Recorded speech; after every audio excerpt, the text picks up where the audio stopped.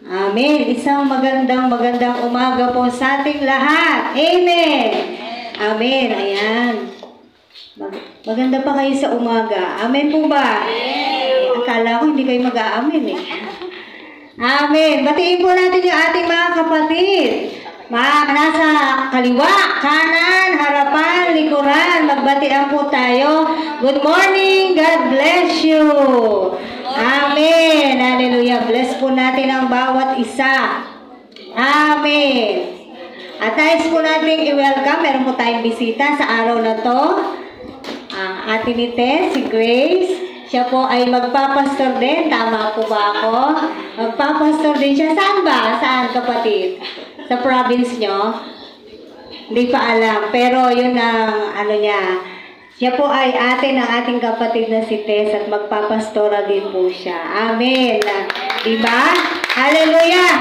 Salamat sa Panginoon. Welcome, kapatid, sa Sambahayang Kristiyano Ministry. Amen. Hallelujah. Tayo po ay patuloy na magbigay sa Panginoon. Amen.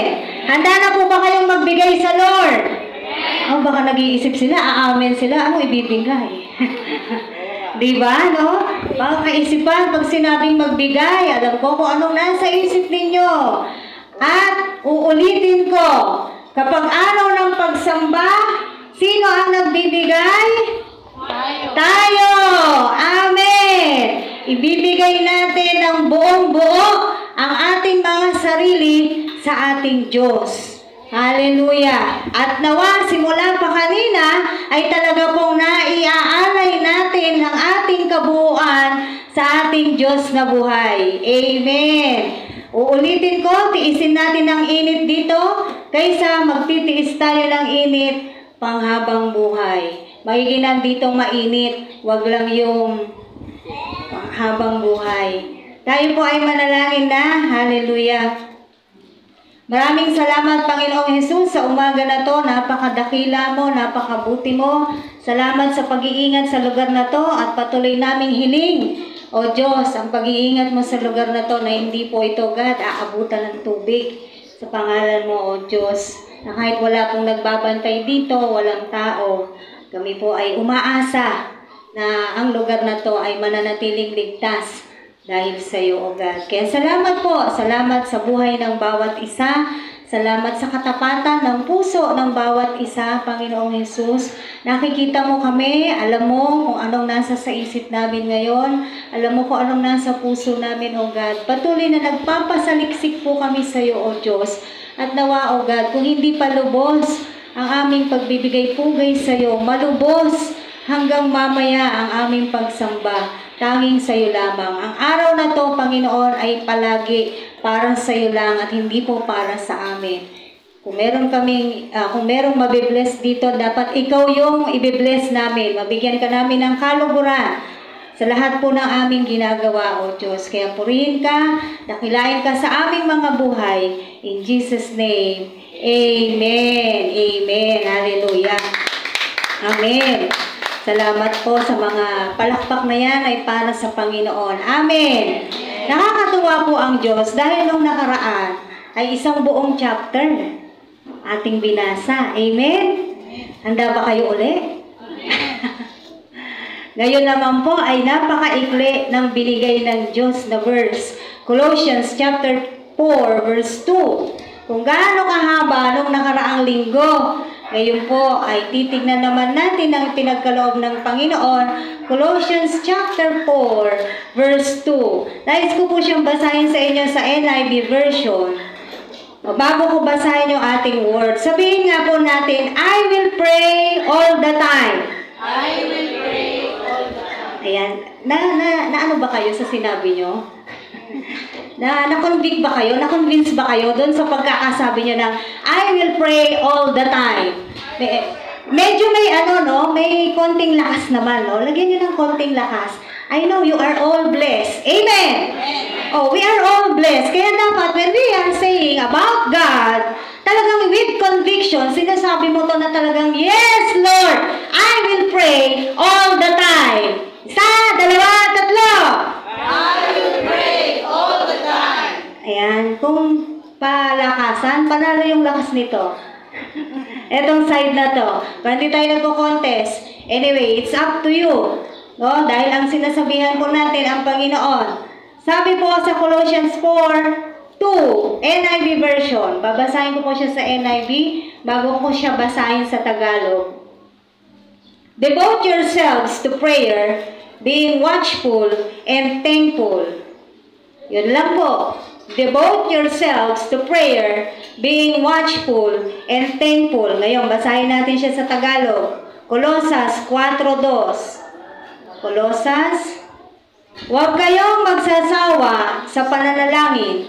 Gawin ninyo itong mataimtim at may pasasalamat. Salamat Panginoon sa salita na to. Naniniwala po kami palagi that you always have this new revelation, new message from each and every one of us. And may you speak, Holy Spirit, to all of us right now. In Jesus' name, Amen. Sabi po rito, kaya kinuha ko siya sa NIV version kasi yun yung word na gusto kong bigyang diin sa araw na to. Devote yourselves to prayer, being watchful and thankful. So pag sinabi natin devote yourselves, devoted. May kantang I am devoted to you, di ba? O ano sa Tagalog yung devote? Devoted. Pag sinabi natin, devote yourselves. O, doon sa mahal mo sa buhay, sinasabi mo, I am devoted to you. Ayan. Faithful. Ano pa? O, devote. When we say devote, pag tinignan po natin yung kahulugan ng salita na yan, pag sinabing devote, ilagak mo ang iyong sarili. Okay? Ilagak. Bigyan mo ng malaking oras itong bagay na to. Lalaanan mo ng maraming oras itong bagay na to. Naunawaan po natin. So when we say devote, yung ilalagak mo ang iyong sarili, maglalaan ka, kahit tignan nyo po sa Google, ang nakalagay doon, spend a large amount of time. Yun yung sinasabing devote. So, we need to spend a large amount of time in where? Prayer. Ngayon po ay araw ng ating pag-aayuno at pananalangin. Amen. Pero hanggang mamaya ang gawain natin alas 3. Pagkatapos po ng gawain ng umaga, ay nababawasan na po tayo dahil iilan na lang ang mananatili para makasama natin sa pag-aayuno at pananalangin. Gaano kahalaga ang prayer? Kayo ba'y nanalangin kaninang umaga? Amen. Yan, mahalaga po na tayo po pagmulat pa lang ng ating mga mata, ang kinakausap na po natin ay ang ating Diyos. Sabihin, very basic naman yung tinuturo mo. Tama. This is a very basic foundation ng isang Kristiyano. Pero hindi ba, ang basic, yun yung nawawala sa mga Kristiyano ngayon? If you are going to analyze this verse, devote yourselves to prayer. Kahit ngayon mismo, masasagot nyo ang inyong sarili if you are devoting yourselves to prayer. Tama po ba? Masasagot nyo yung sarili nyo. Am I devoting myself to prayer? So kayo na lang po sasagot. Kung talagang inilalagak ninyo, nilalaanan ninyo ng malaking oras ang pananalangin. O nananalangin lamang kapag katulad ng sinasabi natin palagi dito, nananalangin kapag ka may hinihingi, nananalangin kapag ka may kailangan. Doon nakikilala ang Diyos. Kapag ka okay na uli, wala na uling panalangin na nagaganap sa kanyang buhay. Pag walang problema, walang panalangin. Pero ang sabi rito, ito po ay sinasabi sa mga mananampalataya na. Amen, mga Kristiyano. Ito po ay sinasabi sa mga Kristiyano na. Dahil sa hindi Kristiyano, hindi naman talaga nila ito pagtutuunan ng pansin. Devoting themselves in prayer. Kaya sinabi ito ni Pablo sa mga mananampalataya na. Devote yourselves to prayer, being watchful and thankful. Now, everybody knows why we pray. Bakit tayo nananalangin? Anong sagot? Why we pray? Sige po, huwag kayong mahiya. Kunwari, nasa klase tayo. Bakit tayo nananalangin? Bakit tayo nagpe-pray? Hindi ba sabi natin ang panalangin ay pakikipag-usap sa Diyos? Yes, sa Panginoon. We are communing with our God. Yun, that's why we are praying. At alam nyo ba na dapat nagpapasalamat talaga tayo sa Panginoon dahil ito yung ginamit na kaparaanan ng Diyos para ano? Para makausap natin siya. Ito yung access natin para makausap natin yung nandun sa kataas-taasan. Dahil kung hindi siya gumawa ng kaparaanan, imagine ninyo, paano tayo makikipag-usap sa ating Diyos? Paano tayo makikipag-niig, makikipag-commune, nandun nasa kataas-taasan? Sa palagay mo ba, yung tinig mo na yan ay maririnig hanggang doon sa langit? Siguro mapapatid na yung litid mo. Di pa rin yan maririnig. Kung pagbabasihan po natin yung gano'n, na-imagine niyo po ba? Kung pagbabasihan natin na gano'n ay walang kaparaanan ng Diyos o hindi gumawa ng kaparaanan ng Diyos para siya ay makausap. Baka putol-putol na yung mga litid natin, hindi pa tayo marinig ng ating Panginoon. Pero napakapalad natin dahil meron tayong kaparaanan na ibinigay ng Diyos at ito nga po yung prayer para tayo ay makapagniig, magkaroon ng pagkakataon na makausap ang ating Panginoon. Are you enjoying talking to God? Amen. No? And to be honest, nakakalungkot na katotohanan, pag oras ng panalangin, tinatamad na ang mga Kristiyano. Di po ba? Pag oras ng panalangin, hikab na ng hikab yan. Ang tagal naman mag-pray ni sister. Yun po yung malungkot na katotohanan na nangyayari hanggang ngayon. Pero anong sinasabi sa atin ng Biblia, ng salita ng Diyos? Devote yourselves to prayer. Kung marami kang dapat ginagawa na pinaglalaanan ng oras mo, aside from the Word of God, hindi kasi mapaghihiwalay ito ay yung pananalangin. Yung pananalangin mo. Kumusta yung prayer life mo? Ikaw na lang mangumusta sa sarili mo ngayon, kapatid. How is your prayer life? Ikaw kasi ang makakasagot kung ang prayer life mo ngayon ay healthy ba siya? O malnourished? O wala lang talaga? Ikaw makapagsasabi kung ano na ang kaganapan ng prayer life mo. Amen. So, prayer is we are communicating with our God. So, when we pray, we are talking with our God. And when we do this, alam nyo ba na pag tayo'y nananalangin, we are strengthened. We are blessed. We are motivated. We are encouraged by the Holy Spirit. Nararanasan niyo po ba yan? Na pag tayo'y nananalangin, tayo po ay napalalakas. Napapagpala ng Diyos. Napupuspos ng banal na Espiritu ng ating Panginoon when we are in deep prayer. Kasi sa Tagalog, gamitin natin yung salita na ginamit dyan, manalangin kayo o gawin nyo itong, ano sabi sa Tagalog? Gawin ninyo itong mataimtim. Paano nananalangin ng mataimtim? Siguro naman alam ninyo kung paano yung mataimtim. Tama po ba? Lahat po tayo dito, naiintindihan natin paano tayo manalangin ng mataimtim. That when we are praying, when a Christian is praying, dapat mataimtim. At yung mga sinasalita ng isang Kristiyano kapag nananalangin ay galing dito. Amen! Galing dito. Sabi sa Hebreo, we do not know how to pray. Hindi natin alam paano manalangin, but the Holy Spirit will teach us how to pray. There are moments in our lives that we do not know how to pray. Diba? But we want to pray. Gusto nating manalangin. And then the Holy Spirit will come and then tell you what to pray for. Merong bigla-bigla na lang papasok sa'yo. Si ganito, si ganito, si ganito, o yung ganyan. Ipanalangin mo.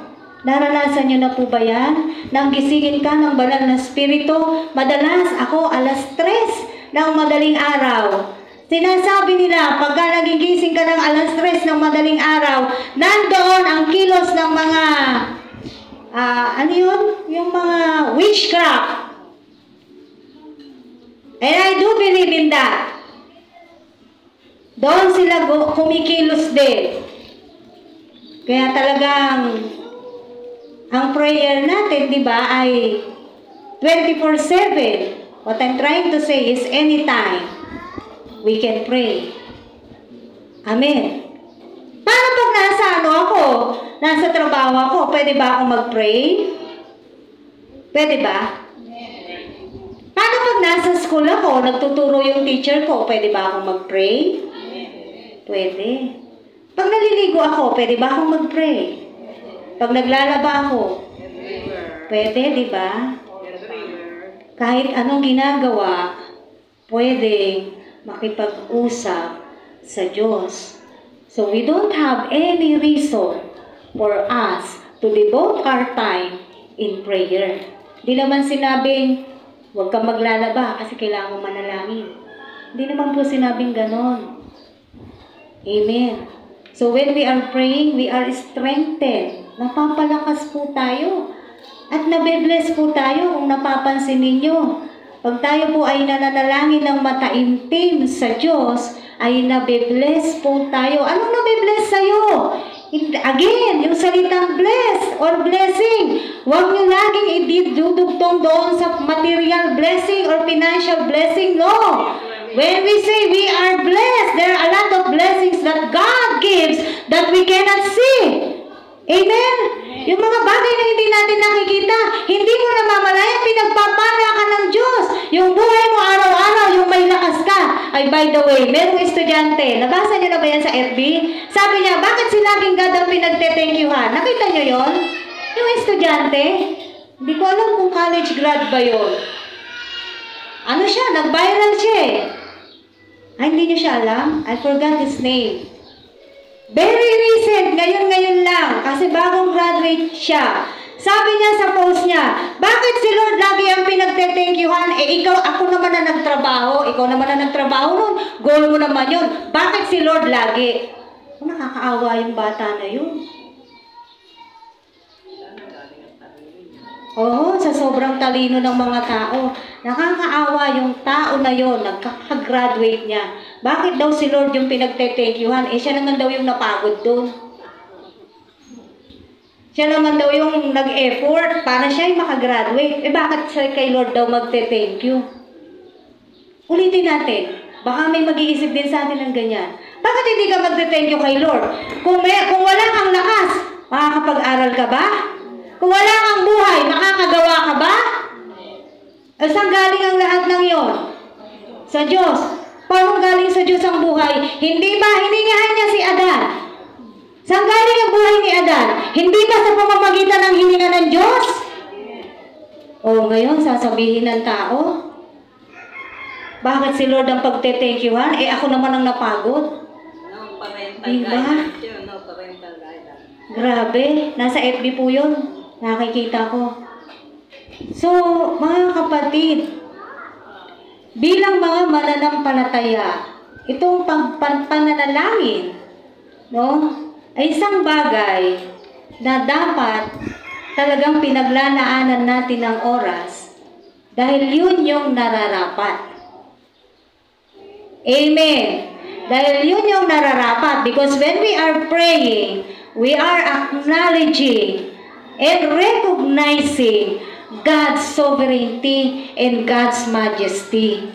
Pag nananalangin tayo, kinikilala natin ang pagiging Diyos niya, ang pagiging makapangyarihan niya, ang pagiging dakila niya, at tayo ay limitado. We are limited, He is powerful. Amen. That when we are praying, kinikilala mo na ikaw ay nilikha lamang at ang nililikha, ang pinag-aalayan natin ng ating panalangin ay yung ating manlilikha. Amen. Yung ating Creator. No? And we need to obey our Creator. Kailangan nating sumunod sa Kanya.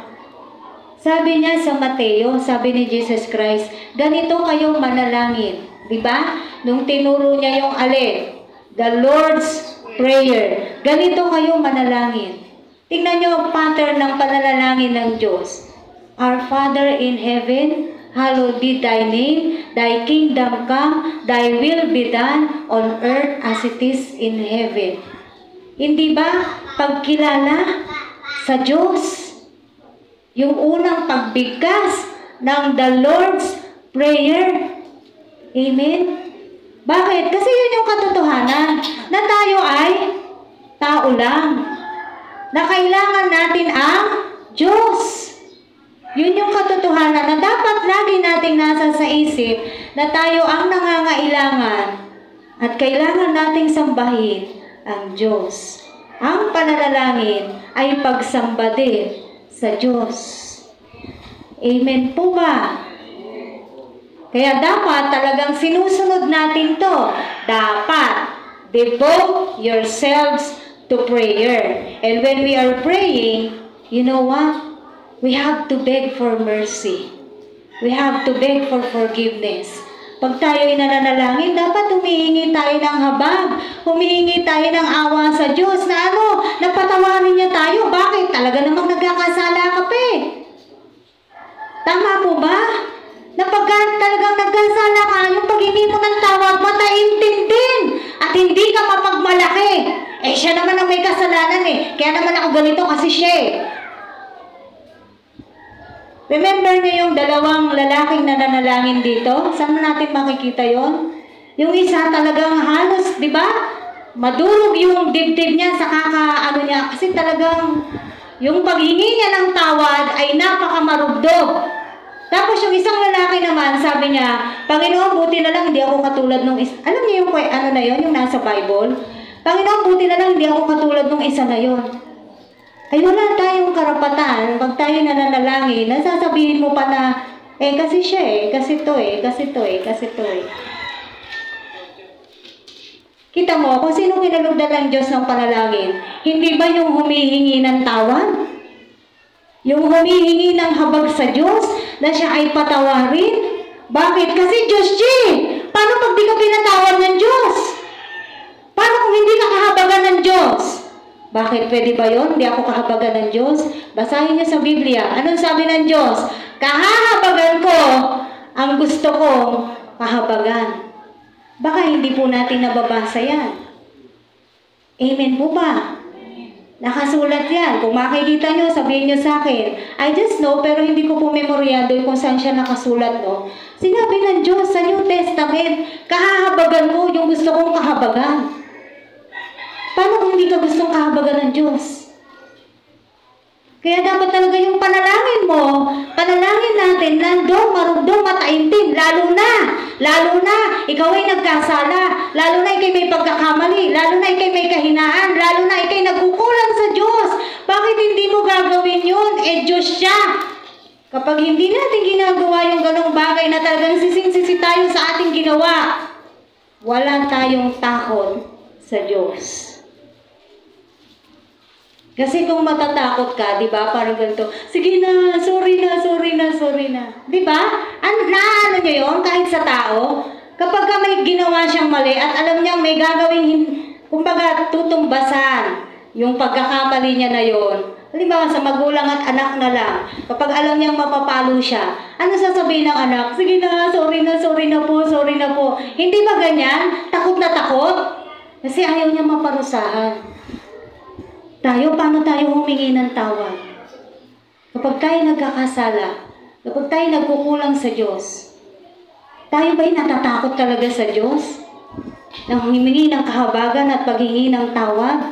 Na talagang, Lord, patawarin mo na po ako, nagawa ko po yung bagay na yun. Ganun ba talaga? Marunong ba ang ating paghingi ng tawad sa Panginoon? Kasi itong prayer na to, kala natin napakasimple lang. Di ba? O mag-pray ka, basta makipag-usap ka sa Diyos. Akala natin ganun-ganun lang. Mga kapatid, hindi siya ganun-ganun. Bakit? Ang kausap natin ay Diyos. Ang kausap natin ay kataas-taasan. Baka nakakalimutan natin kung sino yung kausap po natin. Amen. Tingnan mo yung batas dito sa bansang Pilipinas, which is I really do agree. Kapag inaawit natin yung pambansang awit, di ba? Lalo na sa school, kami nung elementary talagang pag nakita ka ng teacher, inaawit yung lupang hinirang at naglalakad ka, may kurot ka talaga. May kurot ka. Ayaw na ayaw nila yung umaawit ang lupang hinirang, tapos ikaw, kung naglalakad ka, para kang walang pakialam, inaawit ang lupang hinirang, hindi mo ginagalang. Ganyan. No? Walang paggalang. Dito, pag nananalangin na tayo, as much as possible, focus. Amen. Kayo po ba, pag naririnig niyo yung lupang hinirang, anong ginagawa ninyo? Automatic dapat yun sa Pilipino. Pag merong hindi gumagawa, hindi gumagalang na hindi siya Pilipino, abay, pwede natin siyang isuplong. Bakit? Nandito ka sa Pilipinas, hindi mo gagalangin ang bansa namin? Kung doon sa ganong bagay, mahigpit tayo. Mahigpit ang mga tao. Bakit hindi sa Diyos? No? Kasi lagi nating katwiran, mabait naman ang Diyos. Maintindihan naman ako ng Diyos. Yan yung mga laging katwiran nating mga tao. Tama po ba? May maunawaan naman ako ng Diyos, mabait naman ang Diyos. Tama, mabait naman talaga ang Diyos eh. Kasi kung di siya mabait, doon sa mga ginagawa natin, baka bigla na lang tayong dyan. Katulad ng sa Old Testament, bigla na lang bubuka ang lupa at kainin ng mga makasalanan. Katulad ng ginawa ni Ananias at Sapphira, bigla na lang silang tumimbuang. Dahil nandaya sila sa pagbibigay sa Panginoon. Kung hindi ba mabait ang Diyos, baka marami nang tumumba sa atin dito. Amen! Hindi nyo naiisip gaano kabait ang Diyos at hindi nangyayari sa atin yung mga bagay na dapat sana naranasan na natin. Pero hindi niya ginagawa. That's how we should value and respect prayer. Hindi yung pagka nananalangin kung ano-anong ginagawa natin. Amen. Unless emergency, again, unless emergency. Yun. Kailangan nating maunawaan ito dahil kailangan natin bigyan ng pagpapahalaga. Dahil sinabi rito, devote yourselves to prayer. Again, hindi ito pakiusap, ito ay kautusan. Amen po ba? Hindi ito pakiusap kung hindi ito ay kautusan. And when we are praying, we are expressing our love to Him. Yan. Pag tayo'y nananalangin, na-express po natin yung love natin sa Diyos. Bakit? Kasi gusto mo siyang kausap eh. Amen? Yung mga na-in-love na, taas ang kamay. Ayaw niyong magtaas ng kamay mga na-in-love, taas ang kamay. Kayo mga may asawa na nga kayo dyan, ayaw niyo pong magtaas ng kamay. Hindi ba mahal niyo yung asawa niyo? No. Nay, ibang usapan yan, Nay, ha? Pero sinasabi sa Biblia yon. Okay? Hindi ba mahal niyo yung mga asawa niyo? Not all cases are your case, Nay Saling, ha? Okay? So, dito sa atin, mahal natin ang asawa natin. Amen. Kung sabi sa Biblia, matuto kang magpatawad. Kung hindi ka marunong magpatawad, hindi ka patatawarin ng Diyos. Nakasulat po sa Bible yan. Hindi po ako ang may sabi. Ngayon, kung hindi tayo susunod, ay tayo na po ang bahala kung ano ang magiging consequence ng ating mga desisyon sa buhay. But the Word of God remains true. Now we have to learn how to forgive. Amen. Yun po yung katotohanan. Tayo po ay nagsusumikap makasunod sa Diyos. Tayo dapat ay sumusunod sa kung ano ang sinasabi ng Diyos. Sa mga nagmamahal, balik ako. Sa mga nagmamahal. Hindi ba, nung mag-boyfriend, girlfriend pa lang kayo, gustong-gusto nyong mag-ausap kayo? No, halos hindi Oo, kakakita lang. Pag-uwi, tatawagan uli yan, di ba? Yung telephone pa noon. O nagsusulatan. Ibig ko sabihin, naranasan nyo yung ganon. Huwag nyo sabihin, hindi nyo ginawa yan. Di mo ba? Kaya nga, nagkaroon tayo ng mga anak eh. Kasi na-inlove tayo eh. So, yung mahal mo yung tao, gustong-gusto mo siyang kausap, gustong-gusto mo siyang kasama. Tama mo ba? Kung ang tao, ganun tayo, gustong-gusto natin silang kausap, gustong-gusto natin silang kasama, how much more sa God? Paano natin ine-express ang pag-ibig natin sa Diyos? Spending time with Him. Again, how do we express our love to God? Spend time. Kaya nga yung devote yourselves, time to eh. Nakuha niyo po? Oras ito. Paglalaanan mo ng oras, mahal mo ang Diyos, makipag-usap ka. Hindi ka lang makikipag-usap, uulitin ko, para manghingi. Ba't wala na bang magandang nangyayari sa buhay mo para yung sasabihin mo sa Diyos kung di, Lord, pengi nito. Wala na ba talagang maganda sa buhay mo para yun na lang ang sasabihin mo when you are praying? Hindi ka na ba napagpala? Hindi ka na ba sumaya sa buhay mo? Di ba kahit konti nakakangiti ka? Amen po ba? Minsan ang tao sasabihin ng hirap manalangin, ganitong nararanasan ko, ang bigat ng nararanasan ko, ang dami kong problema, hirap manalangin. Hindi na nakikita yung kung ano yung ginagawa ng Diyos, kung ano yung nabibigay ng Diyos. No, hindi na nakikita ng mga tao yun. We are being ungrateful to our Savior. We cannot even say a simple thank you, Lord. Ang dami ko nga problema, paano ako magte-thank you? Bakit? Porque ba may problema ka? Sinabi ba, wag ka na mag-thank you? Sino bang walang problema? Taas kamay. Sino walang problema? Di ba lahat meron? Oh, lahat naman may problema eh. Pero hindi dahilan ang bagay na yan para hindi po tayo magpasalamat sa Diyos at hindi mo sabihin sa Kanya o ipakita sa Kanya na mahal mo siya. Madali po kasing sabihin yun eh, I love God. Madaling sabihin yan. But do you mean it? Do you really mean it that you really love God? No? Talaga bang galing yan sa puso mo na mahal mo ang Diyos? Kasi kung mahal mo ang Diyos, makikipag-usap ka sa Kanya. And you will allow God to take over for your life. Kasi wala ka nang mag-control sa buhay mo. Halimbawa, ganon. Wala ka nang control sa buhay mo. Hindi mo na kaya. Why don't you let God move in your life? Pagkatiwala natin sa Diyos.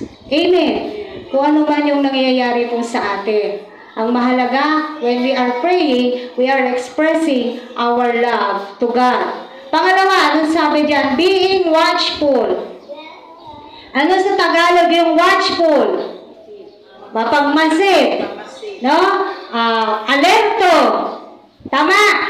Being watchful. Maging mapagmasid ka sa paligid mo. Maging mapagmasid ka sa bansa mo. Maging mapagmasid ka sa community mo. If there is something wrong, what are you going to do?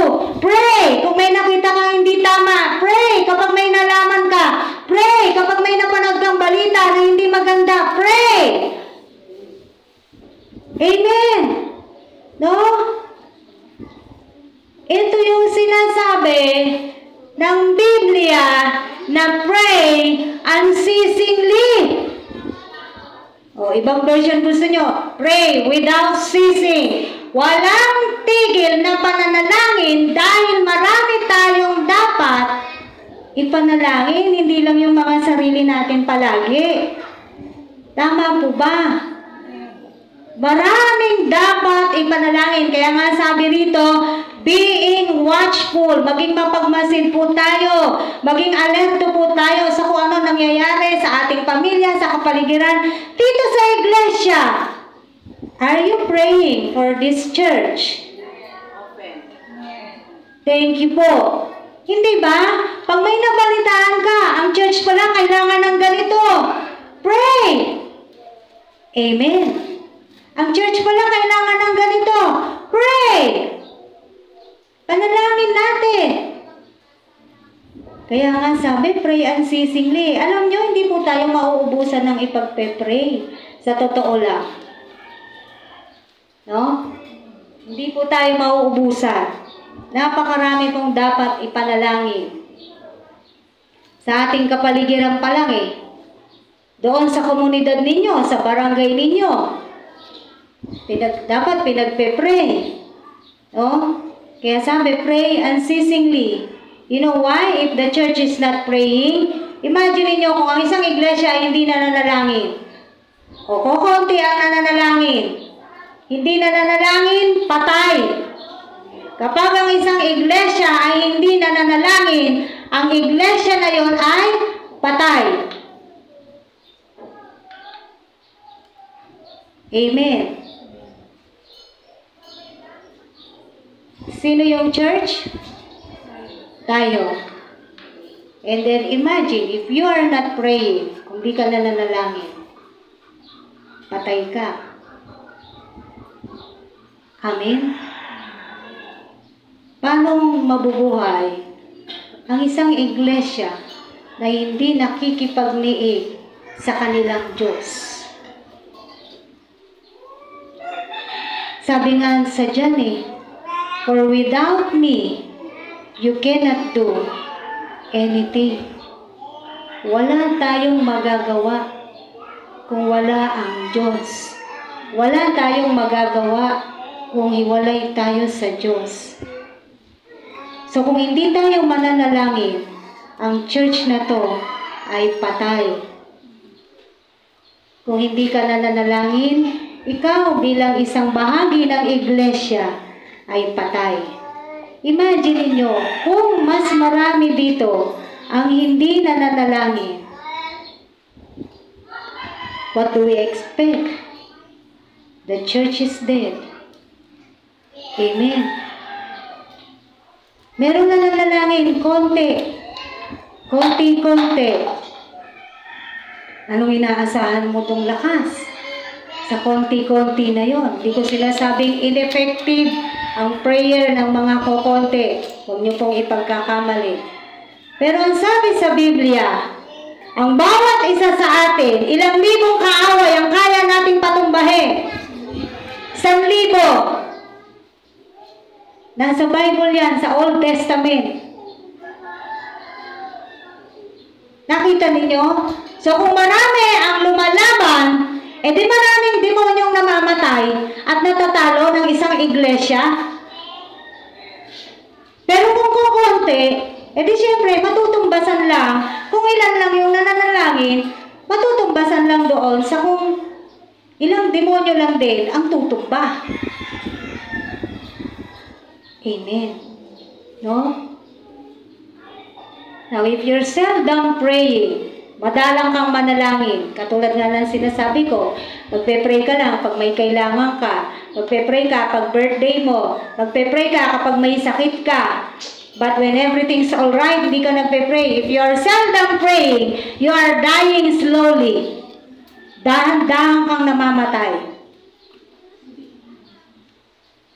Kapag madalang kang manalangin. Alin yung namamatay? Yung espiritu mo. Alin yung nawawala? Yung relasyon mo sa Diyos. lumalamig. Naintindihan po ba natin to? No? The devil, the enemy, will not flee from you if you are not praying. Gusto mo, lubayan ka ng kaaway. Hindi ka naman nagpe-pray. Paano lulubay sa'yo yan? Anong sabi ng Biblia? Resist the devil and he will flee from you. Hindi ka nagre-resist. Paano ka mag-resist? Sa pamamagitan ng panalangin.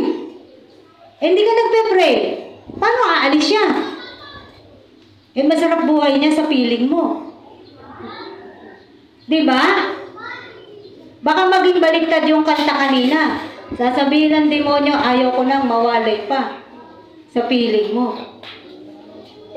Baka hindi natin alam sino na yung kasama natin sa piling natin. How's your prayer life, mga kapatid? Kumusta yung mga prayer life po ninyo? 1 Timothy chapter 2, verses 1 to 4. Sabi dito. Unang Timoteo. 1 Timothy chapter 2, verses 1 to 4. Una sa lahat. Sabi rito. Sige po, basahin nyo. Tignan nyo yung Bible nyo. Una sa lahat, ipinakikiusap kong paabutin ninyo sa Diyos ang inyong kahilingan, panalangin, pamanhik at pasasalamat para sa lahat ng tao. Gayon din ang gawin nyo para sa mga hari at mga may kapangyarihan upang makapamuhay tayo ng tahimik at payapa, marangal at may kabanalan. Ito ang mabuti at nakalulugod sa Diyos na ating tagapagligtas, na ang ibig ay maligtas ang lahat ng tao at makaalam ng katotohanan. Anong sabi dyan? Una sa lahat, ipinakikiusap ko, paabutin ninyo sa Diyos ang inyong kahilingan, panalangin, pamanig at pasasalamat para sa lahat ng tao. So, ibig sabihin, merong hindi nakakaabot talaga sa Diyos na panalangin. Amen? Sabi, paabutin ninyo sa Diyos ang inyong kahilingan, panalangin, pamanhik, at pasasalamat. Bakit hindi umaabot sa Diyos ang ibang mga panalangin? Ano kayang dahilan? No? Sa motibo. Bakit ka nananalangin? Kaya wag po tayong magtaka kung minsan hindi natin matanggap yung pinagpe-pray natin. Tignan po natin, check natin yung motives natin, yung motibo natin. Why we are praying? Bakit ka nagpe-pray? Una, ang dahilan, bakit ka nagpe-pray? Kasi ang panalangin ay pagsamba sa Diyos.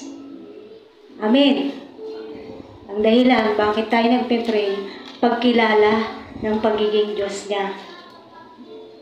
Pagkilala ng kapangyarihan niya. Pagkilala ng kadakilaan niya. Yun yung mga dahilan. Bakit tayo nagpe-pray? Amen.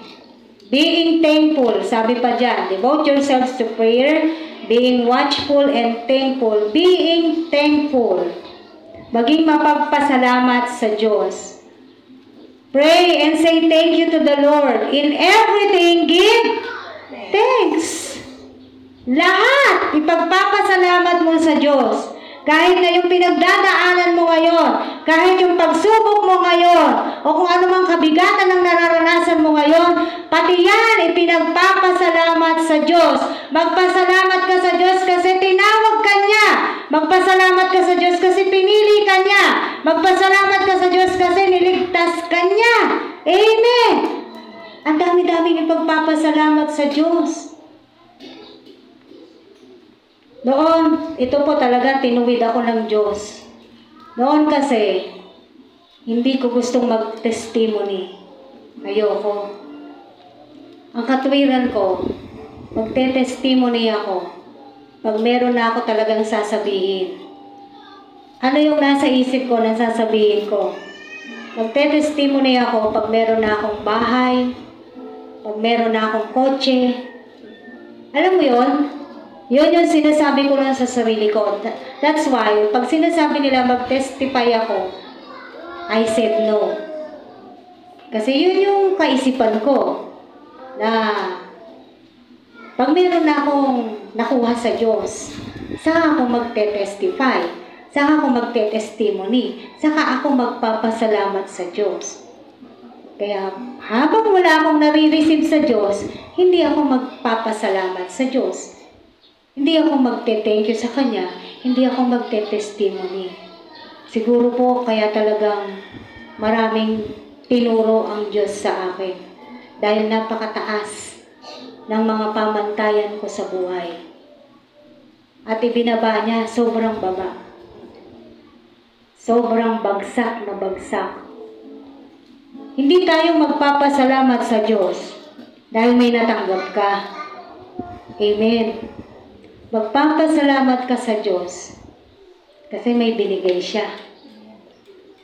Minsan, kahit hindi natin hinihingi, hindi ba binibigay po ng Diyos? No? At saka yun lang nagagamit ka ng Diyos sa Kanyang kaharian. Pagpasalamat din po natin po. Napakalaking pribilehiyo na tayo po ay magamit sa ubasan ng Diyos. Napakalaking pribilehiyo sa atin na tayo ay naglilingkod sa ating hari, sa ating Diyos na makapangyarihan sa lahat na pwede niyang gawin ang kahit ano sa atin. Kung tutuusin, kaya niyang gawin ang kahit ano sa ating mga tao. Amen. So magpasalamat po tayo sa Diyos. Kahit pa nahihirapan ka, may sakit ka, magpasalamat tayo sa Diyos. Yun yung sinasabi na baguhin ng Diyos yung mindsetting mo, yung puso mo, mai-align sa Panginoon, na palaging nagpapasalamat, mapagpasalamat, being grateful for what you have and for what you do not have.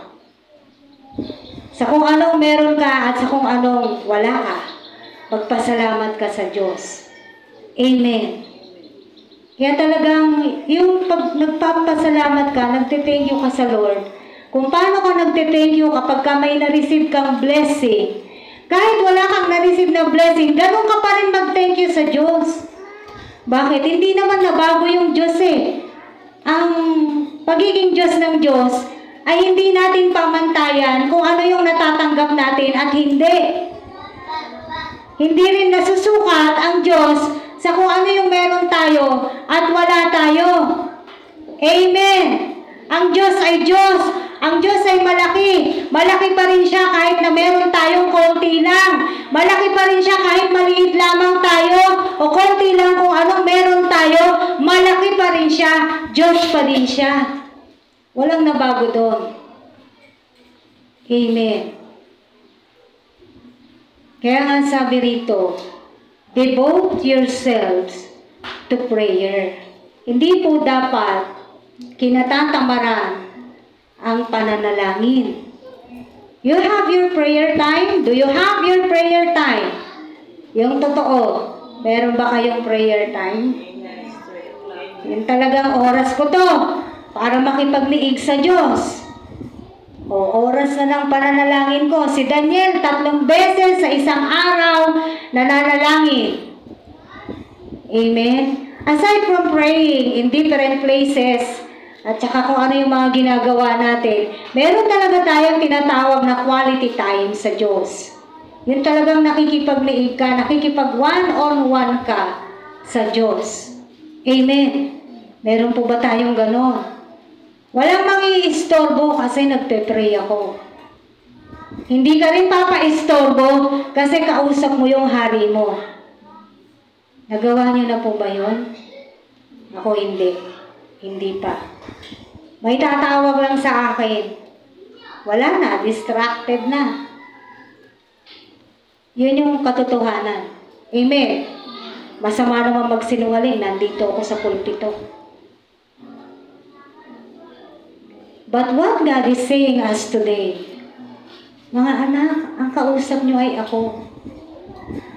No? So, we should not be bothered. Kung sino man yung, kung makapaghihintay naman yun, bayaan natin silang maghintay. Kasi ang kausap natin ay yung Diyos natin. Time of my prayer today. So please, kung may sasabihin kayo, sabihin nyo na ngayon. Diba? Ganyan. Magbilin ka na. Oras ng panalangin ko ngayon, kung meron kayong gustong pagawa, pagawa nyo na. Kasi by this time, magpe-pray na ako, hindi na ako pwedeng istorbohin. Nakita nyo yon? Dapat ganon. Ayan, basahin natin. Thank you, kapatid. Sabi ni Tess, sa Romans 9:18, makikita yung kanina sinasabi ko. Kahabagan ko yung gusto kong kahabagan. Romans 9. Basahin natin para nakikita po natin. Romans chapter 9, verse 18. Kaya, kinahabagan nga ng Diyos ang sino mang ibig niyang kahabagan at pinatitigas niya ang ulo ng ibig niyang pagmatigasin. Nakita natin to? Amen po ba? Kaya sabi niya, kinahabagan ng Diyos ang sino mang ibig niyang kahabagan. Ang tanong doon, sino ba yung ibig niyang kahabagan? Di natin alam. Amen. Kaya nga pag tayo nananalangin, talagang marugdog. Seryoso. Mataimtim. Kasi parang kahabagan ka ng Diyos. Amen. Napakaganda po ng sinasabi niya. Sabi niya parang sa 15, ayun sapagkat ganito ang sabi niya kay Moises, nahahabag ako sa ibig kong kahabagan at naaawa ako sa ibig kong kaawaan. Sa desisyon niya, hindi sa desisyon natin. Nakita po natin to? Ilang beses inulit. Sa kanyang desisyon, siya ang may karapatan na pumili kung sino yung gusto niyang kaawaan at kahabagan. Kaya ang tanong ko sa inyo, sigurado ba kayo na kinakahabagan ka nga ng Diyos? Kasi sabi niya rito, kung sino yung gusto kong kahabagan, kahabagan ko. Ang tanong, sino kaya yun? So kung palasuway ka sa Diyos, palagay mo ba kahabagan ka ng Diyos? Di ba? Sabi nga niya, nagngingit-ngit ang mukha ng Diyos every time na ang tao, ang Kristiyano, ay nakagagawa ng hindi mabuti. Hindi na natin babalikan yun. Naaral na po natin yan. Tama po ba? Nabasa na rin natin yan. Nagngingit-ngit ang mukha niya. Kapag ang mga Kristiyano ay nakagagawa ng hindi tama, ng hindi mabuti. Kapag nagngingit-ngit, palagay mo, mahahabag siya sa'yo. Nagngingit-ngit nga siya sa'yo Amen po ba? No? Kaya yung mga ibang pastor na nagtuturo, puro palagi, God is love, God is love. Yes, that is true. But God is getting angry also. Na marunong magalit ang Diyos. Yan po yung tatandaan natin. Hanggat makapagtitiis, tinitiis ng Diyos, hindi siya, alam mo yun, kasi pag nagalit siya, naku, sabi ko nga sa inyo, hindi natin kakayanin. Kaya nga sabi sa Nahum, slow to anger siya, mabagal lang siyang magalit. Kasi kapag talagang nagalit ang Diyos, hindi kakayanin natin, hindi natin kakayanin yung puot ng Diyos. Darating ang araw, nasa Revelation, ang sinasabi rito, yung buong mangkok na puot ng Diyos, ibubuhos. Diba, nabasa nyo na ba yan sa pahayag? Ibubuhos niya sa mundo. At ano-ano kaya yung laman ng mangkok na yun, na puot ng Diyos?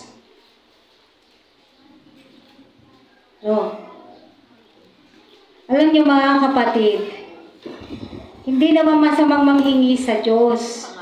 Amen po. Hindi po masamang humingi. Kasi siya naman nagsabi, ask and you will receive. Yan. May pangako naman po talaga ang Diyos. Ang sinasabi lang natin dito, bakit tayo nananalangin? Nananalangin tayo hindi para makakuha sa Diyos. Hindi para manghingi ng manghingi sa Diyos. Amen. Sinabi ko na po yung mga dahilan bakit tayo nananalangin. we should always need to check our motives. Why do we pray? Bakit tayo nananalangin? Ito yung mga pinag-aralan natin. Nananalangin tayo kasi napapalakas tayo ng Diyos, nabibless tayo, napipild tayo ng banal na spirito, kinikilala natin yung sovereignty niya, yung powerful siya, siya yung creation at ikaw tayo yung creation, siya yung creator. Amen? That we ask for mercy and forgiveness from our God and we are expressing our love to God. Pero may pangako naman po ang Diyos. Sabi niya sa Marcos 11:24.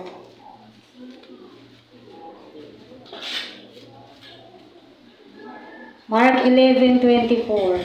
May pangako po ang Diyos. Alam niyo, kahit, sabi ko nga sa inyo, kahit hindi mo minsan masabi yung kahilingan mo, may pangako naman ng Diyos eh.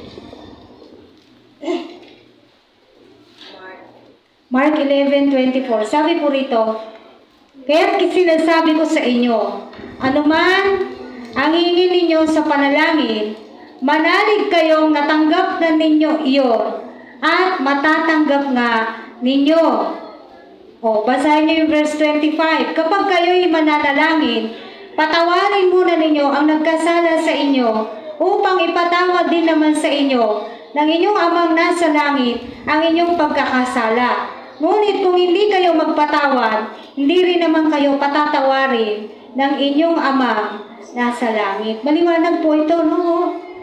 May pangako ang Diyos sa atin. Anuman ang hingin mo sa panalangin, believe that you have received it and you will have it.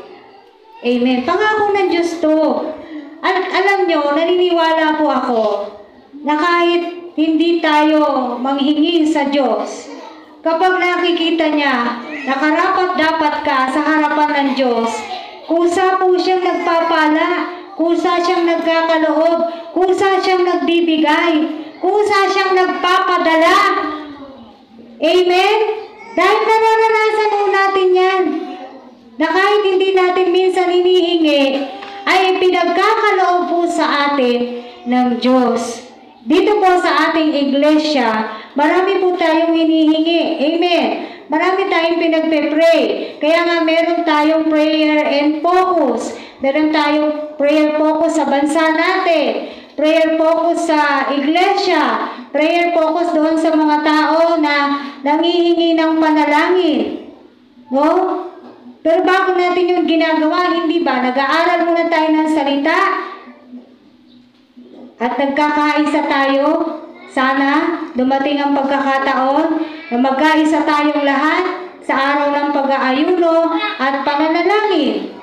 Para na sa ganon, sabi nga, anuman ang hingin ninyo sa panalangin ay maniwala ka na natanggap mo na ito at maggaganap, ibibigay ng Diyos.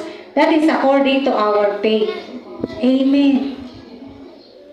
Mabuti po ang Diyos. Kahit na sabihin mo, magpe-pray pala ako, hindi para manghingi eh. Di ba na lang ako mag-pray? Hindi po ganon. Hindi po siya ganon.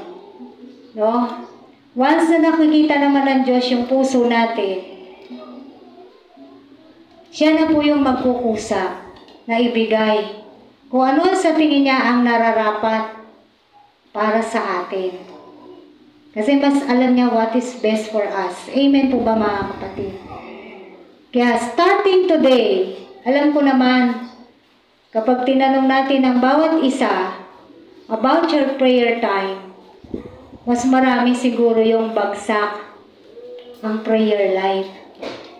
Kaya simula sa araw na to, na narinig natin ang pagtuturo na to ng salita ng Diyos, sabi niya, napakaiksi lang.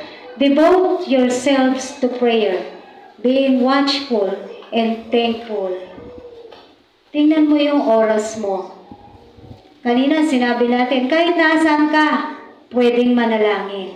Pero meron ka dapat talagang sinasabi natin, quality time, na ito talaga yung oras mo para makipagniig, makipag-commune sa iyong hari, sa iyong Savior. Amen. Bigyan po natin ng quality time yung ating pong prayer. So when you're reading the Bible, quality time na yun. You're reading the Bible and then you pray. Sa dami nga ng ipagpe-pray natin, hindi mo mamamalayan yung oras eh. And don't mind the time. Tumagal ka, o anuman.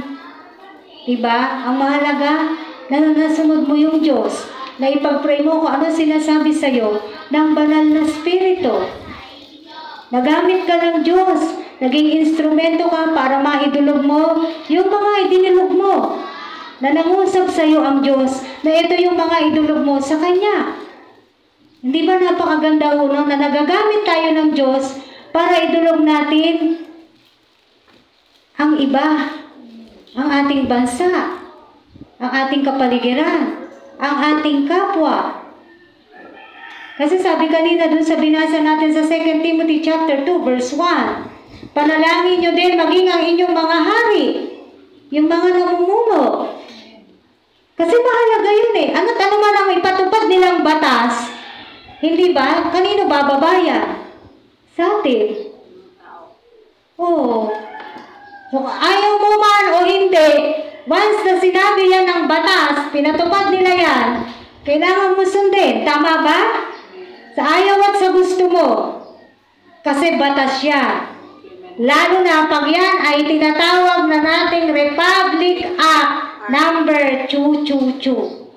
Pag meron na yung ganon, wala kang lusot. Opo, kung hindi sundin ang batas na iyon. Amen. So mga kapatid, hindi po nakakatamad maglaan ng oras sa ating Diyos. Kung naiintindihan mo lang talaga yung pakikipagniig, pakikipag-usap sa hari mo, sisipagin ka pang mag-pray. Amen? But in any case, whether sinisipag ka ngayon or hindi, anong sabi sa atin ng salita ngayon?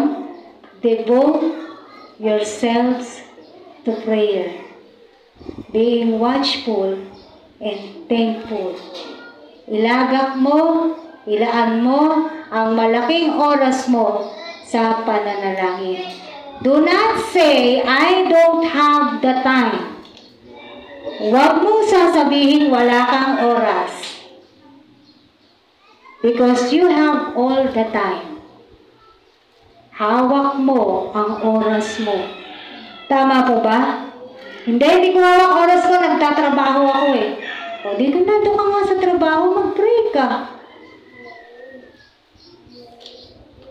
Kung anong inyong nire-reveal sa'yo ng banal na Espiritu, panalangin mo. Yung po yung sinasabing pray unceasingly, hindi yung hindi ka titigil talaga na kahit nasan ka, kahit anong ginagawa mo, manalangin ka.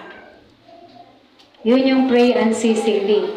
Devoting yourselves to prayer, paglalaanan mo siya ng marami mong oras ang pakikipag-usap sa Diyos. Hanggang gano'n kayo katagal nagpe-pray, huwag na kayong sumagot.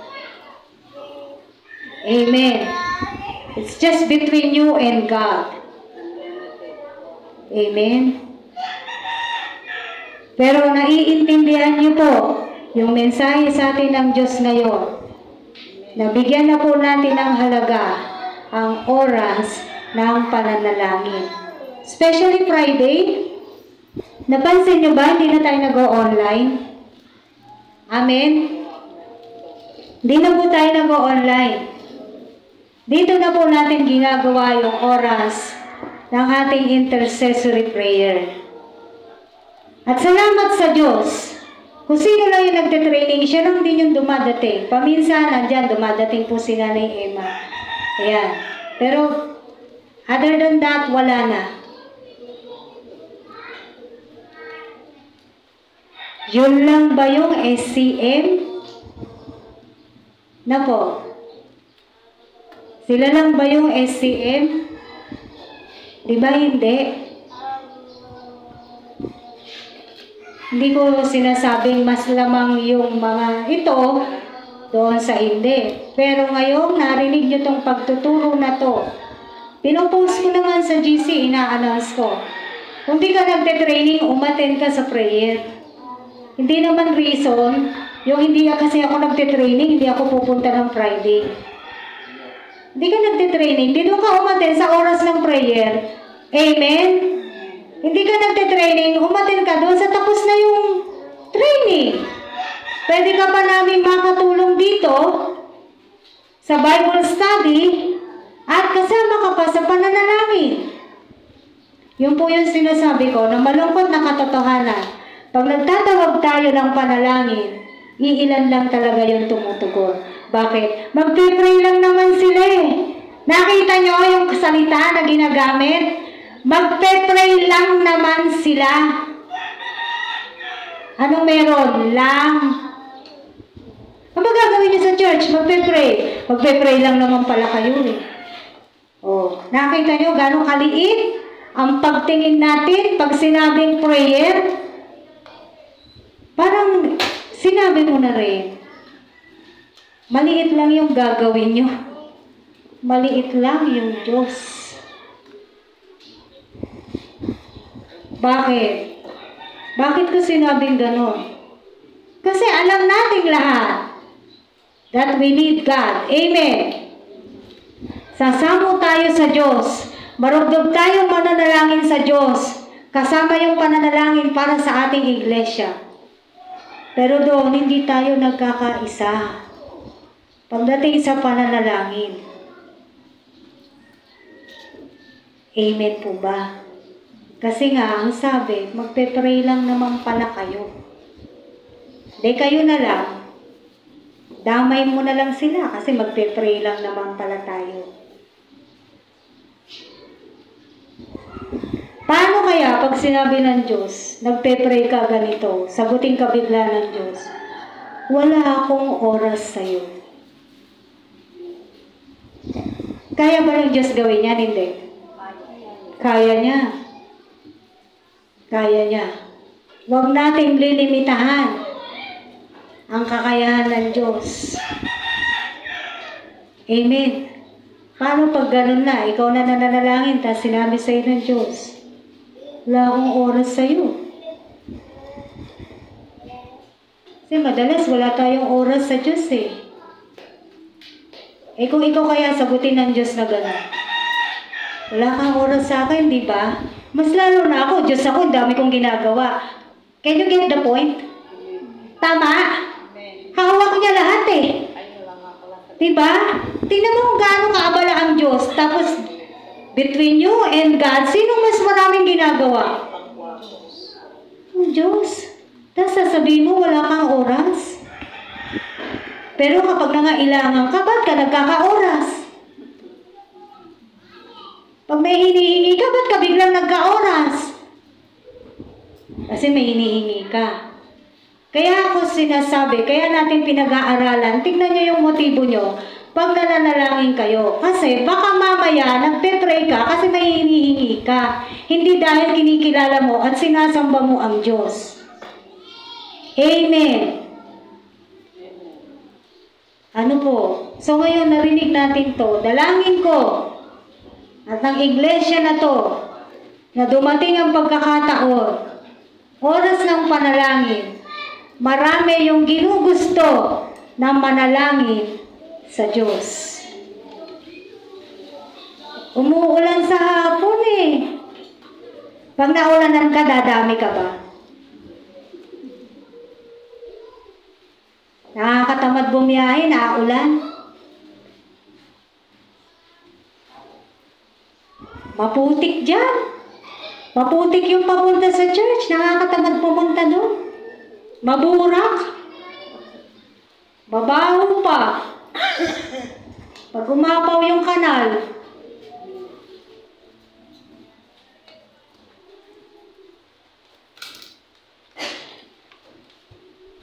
Alam nyo, pag tayong ginamitan ng Diyos ng dahilan niya, lagot tayo. Tiyo ba? No? Itong mga bagay na to, sabi mo sa Romas, Huwag tayong gumaya kay Pedro nung una. Panginoon, di ka namin iiwan. Pagdating ng mga humuhuli kay Jesus, naubos sila. Dininay pa niya. O ikaw, kasama ka ni Jesus, ha? Hindi. 3 beses pa.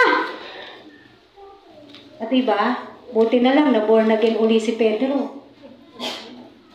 At nakita naman natin, pagkatapos ng born again na siya, talaga ng totohanan.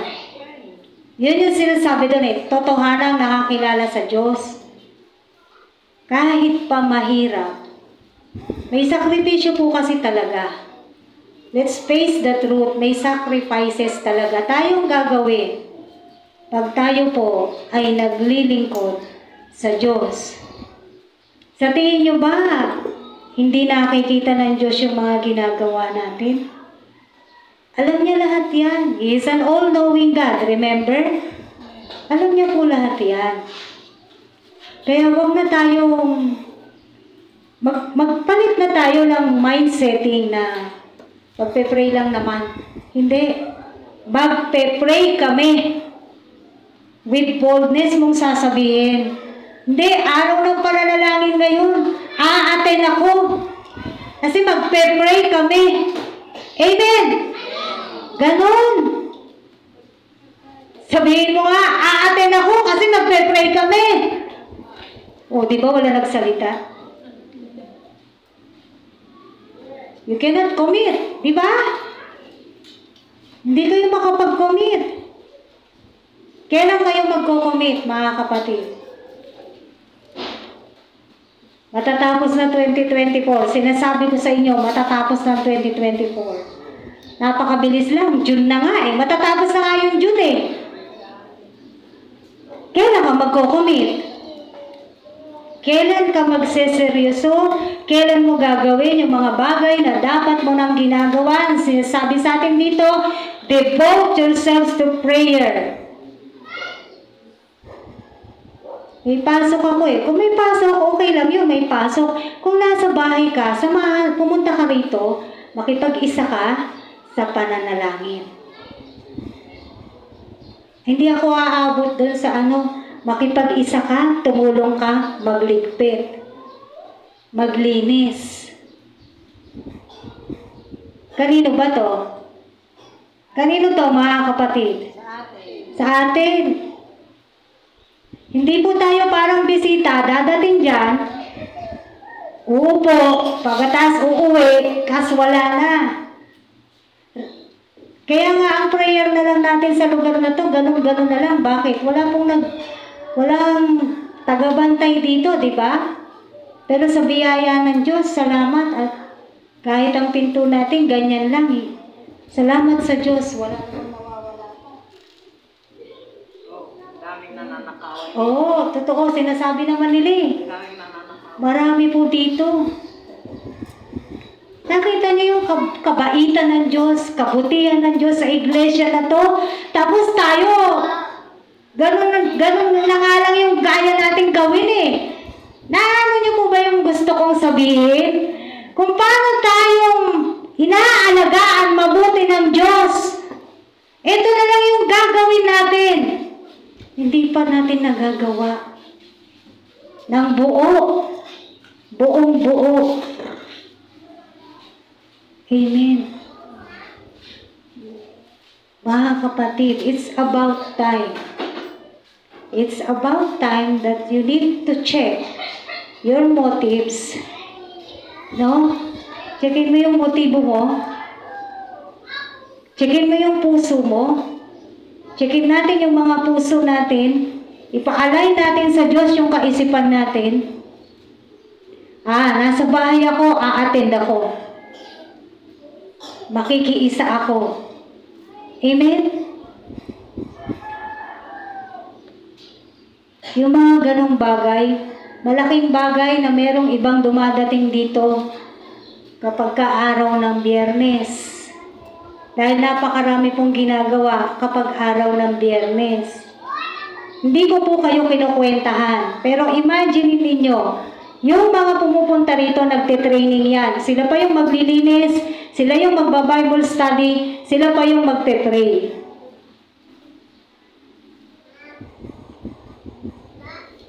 Amen? Wala pong kwentahan. Pero ang gusto ko sabihin sa inyo, hindi lang yon ang SCM. Nakikiusap ako sa inyo, pagkatapos ng gawain na to, kung di ka na makakahintay at uuwi ka na, paano man lang magtanong ka, ano po ba yung pwede ko lang ligpitin at ayusin? Yung pwede kong gawin, baka pwede nang itapon yung basura. Alam niyo yung mga simpleng ganon? Malaking tulong po yan. Amen. Yung mga simpleng galawan lang po natin dito, malaking tulong na po sa atin kung magtutulungan talaga tayo sa isa't isa. Kaya yung pananalangin, mga kapatid, ilagak natin ng buong buo ang ating mga sarili sa panalangin. Dahil tayo ang may kailangan, tayo yung tao, siya yung Diyos, na dapat nating sambahin at dapat nating sundin. Amen. Tayo po lahat ay tumayo. Manalangin po tayo.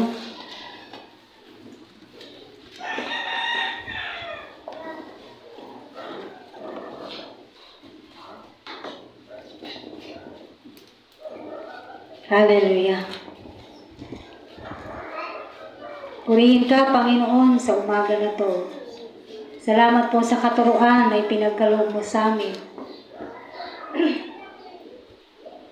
Dakilain ka, aming makapangyarihang Diyos. Totohanan, Panginoon, na kami po ay nagkakaroon ng kakulangan when it comes in our prayer life. Hindi kami ganun kadiboto. Kasi minsan, maliit na lang din yung pagtingin namin pag sinabing magpe-pray lang. Wala doon yung banal na pagkatakot sa'yo. Wala doon yung reverence. Wala yung respect.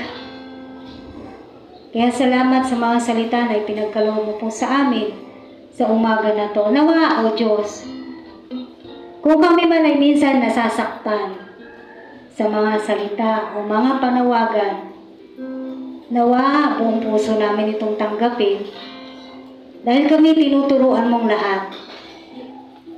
At nawa, matuto kami at patuloy kaming natututo sa bawat mga salita na ibinibigay mo po sa amin, na talagang ito po ay tumatanim, hindi lang sa aming kaisipan, lalo tigit sa aming mga puso, na ginugusto namin na makasunod sa iyo, na ginugusto namin na masamba ka sa spirito at sa katotohanan, na ginugusto talaga namin na makapagbigay sa iyo, na ginugusto talaga namin na makapaglaan ng malaking oras para sa iyo, aming Diyos, aming tagapagligtas, aming Hari.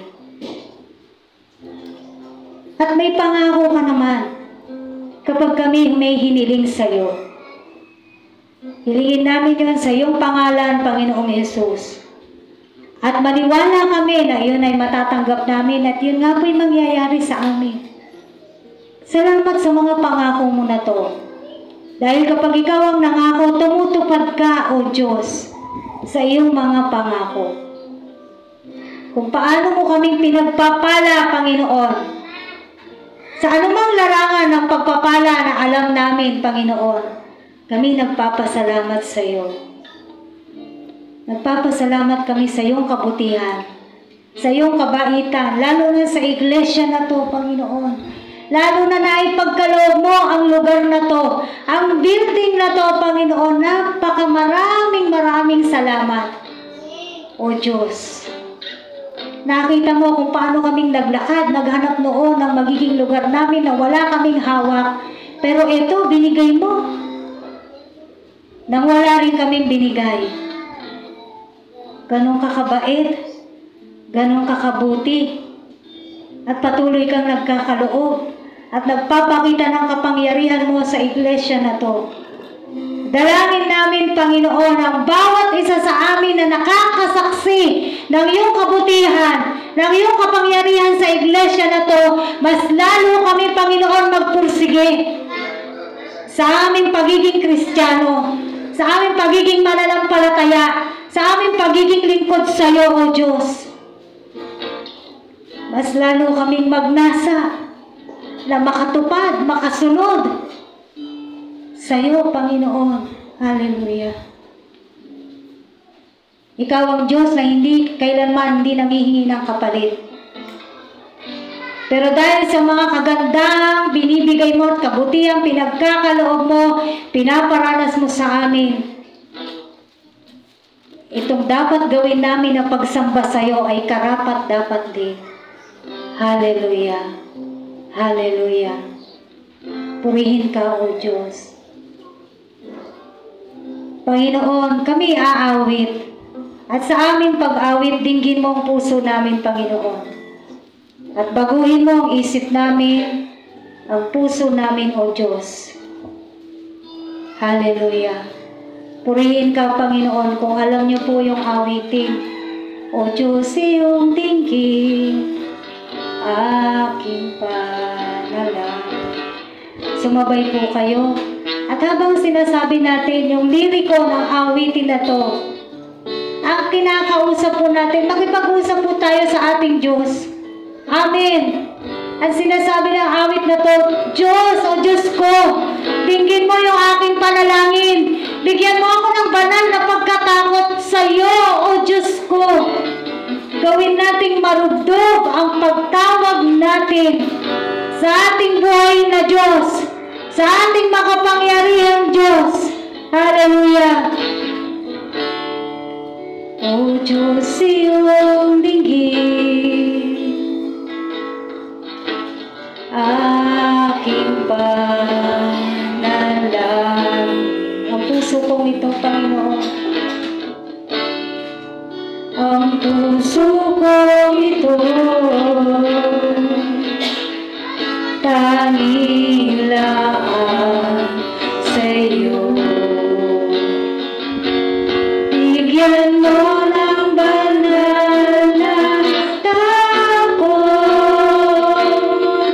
sumunod sa nais mo. Naisin nawa na aking puso ay kalooban mo sa buhay ko. Sabihin natin sa Panginoon, O Diyos, dinggin mo ako. Hallelujah. Sige po, manalangin tayo sa pamamagitan ng awitin na to. At talagang humingi tayo ng banal ng pagkatakot sa ating Panginoon na every time talaga na nagkakasala tayo, nagkakamali tayo, marugdog yung paghingi natin ng tawad sa ating Diyos. Dahil tayo'y natatakot sa Kanya, dahil tayo'y may banal na pagkatakot sa ating buhay na Diyos, na kaya niyang gawin ang kahit ano, kaya niyang gawin ang kahit anong bagay sa atin. Pero nananatili ang pag-ibig ng ating Diyos sa ating mga kaya magpasalamat tayo sa Diyos. Hallelujah. Hallelujah. O Panginoon, kaya ang kalooban mo sa buhay po natin. Isang pa sabihin natin, O Diyos, iyong dinggin aming mga panalangin na to sa aming mga puso, O God. Lalo na sa iglesia na to, God. Dinggin mo ang panalangin namin, Panginoon, para sa iglesia na to. Hindi yung building na, God, kung hindi yung mga kalipunan ng mga mananampalataya na nasa loob ng iglesia na to, God. Hallelujah! Hallelujah! Hallelujah! Ipunin mo ang bawat puso, God. At sinasakot namin ang panggalang ng kahaway sa bawat kaisipan. Ang pera ng iyong mga anak sa oras na to. Sa mighty name of Jesus. Hallelujah! Hallelujah! Hallelujah!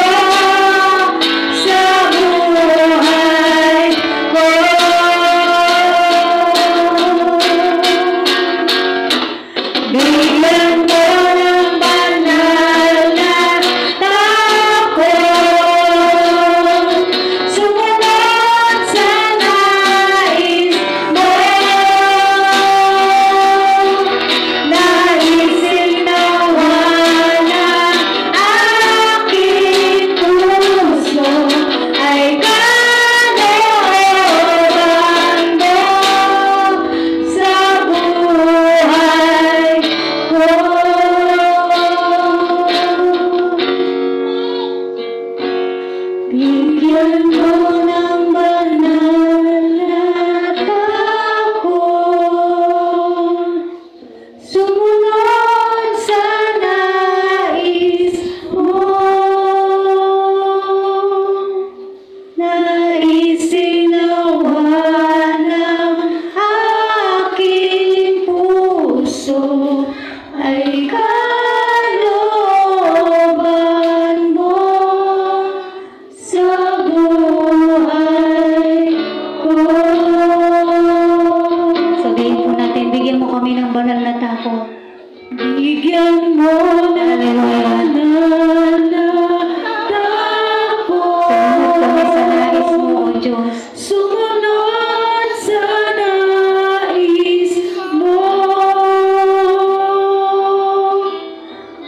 Naisinawa ng aking puso ay kalooban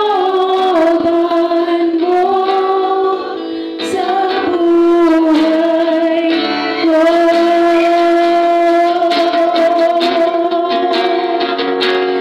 Bigyan mo ng banal na takot,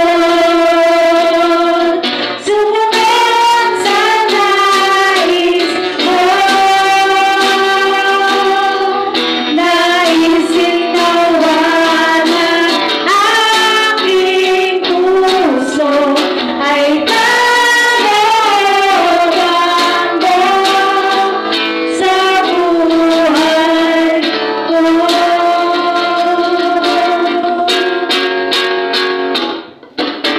Naisinawa ng aking puso ay kalooban mo sa buhay ko. Naisinawa ng aking puso ay kalooban mo sa buhay ko.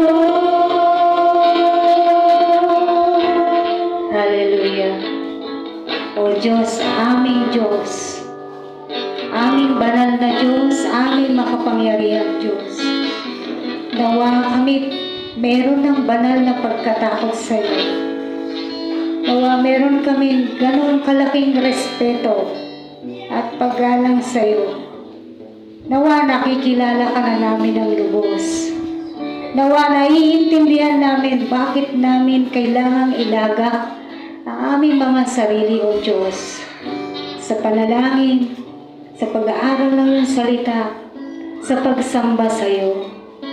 Nawa naiintindihan namin ang layunin ng buhay namin na to sa lupa. May we understand now our existence here on earth, Lord.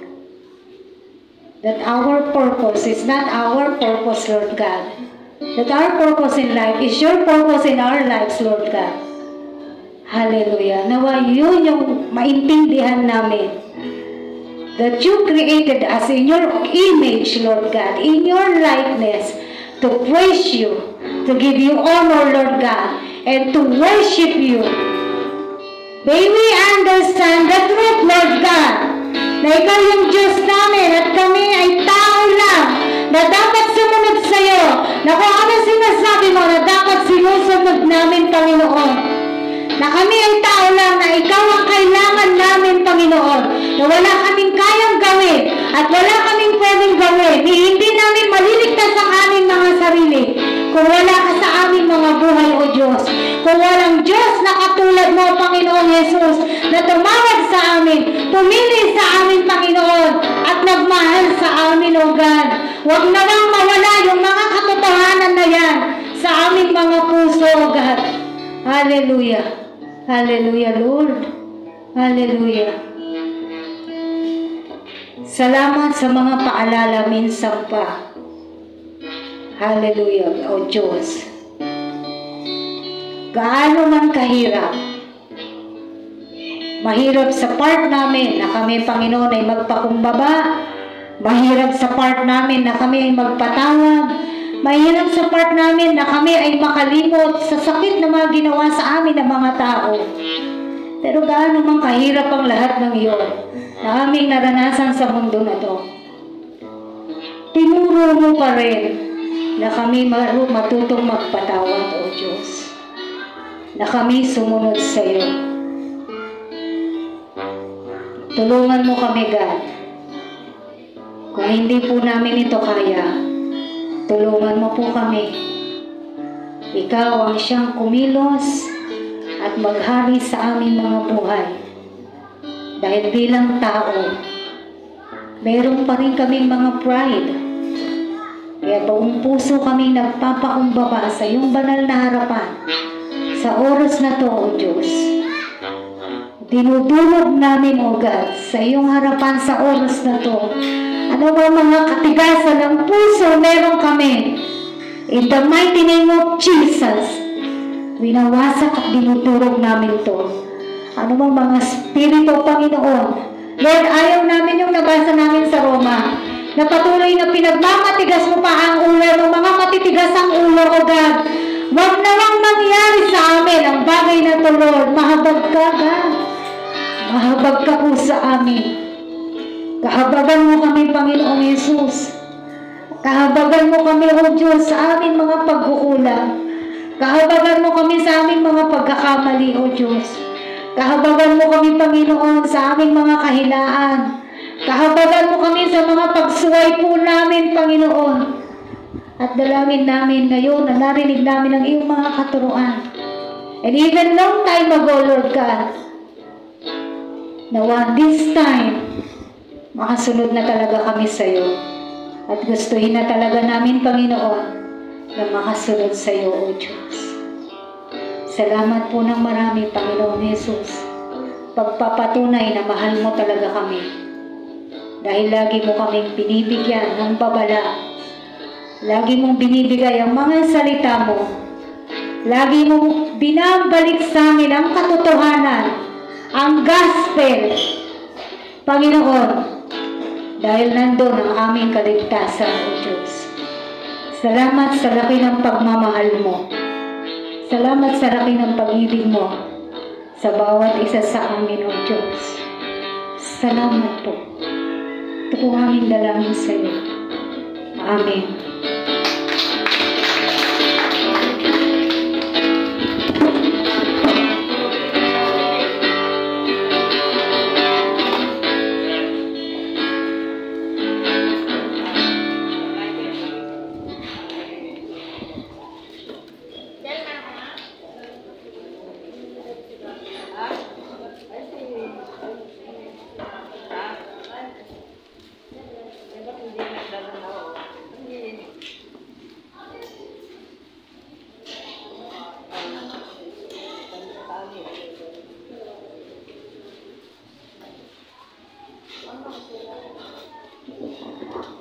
Yan po. Dumako naman po tayo sa ating mga tithes, mga pagkakalog natin. Yan. Alam naman natin talaga na si God yan. Magkulang man tayo, hindi siya nagkukulang sa atin. Kahit anong mangyari, hindi niya tayo pinapabayaan. So, kung handa na po ang lahat, itaas na po natin yung ating mga tithes. Lord, we thank you, Panginoon, sa araw na to. Lord, we thank you for all the blessings, Panginoon, na binigay niyo sa bawat isa sa amin, Panginoon. We thank you, Panginoon, dahil hindi niyo ako pinabayaan sa araw-araw, Panginoon. Alam namin, Panginoon, na bawat isa, Panginoon, may problema kinaharap, Panginoon.